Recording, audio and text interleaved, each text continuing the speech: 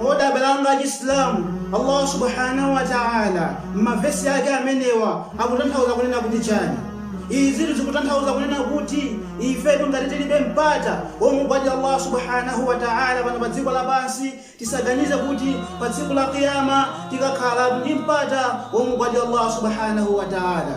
Ndipo opeza mtendero wa Allah subhanahu wa ta'ala pa tsiku limeneli ndio kawa Allah subhanahu wa ta'ala walongosola mu Qur'ani yake ilemekezeka kunena kuti illa ashabal yamin, kupatulatu asilamu akudzanja la manja, yani asilamu omwe adali kumutsatira Allah subhanahu wa ta'ala, omwe adali kumugwadira Allah subhanahu wa ta'ala, fi jannatin yatasaalun, iwo dakakhala ku janna akumafusana aduwina ndi nzake anil mujrimin, kumafusatu anthu omwe adali kupanga zoyipa pa dziko lapansi.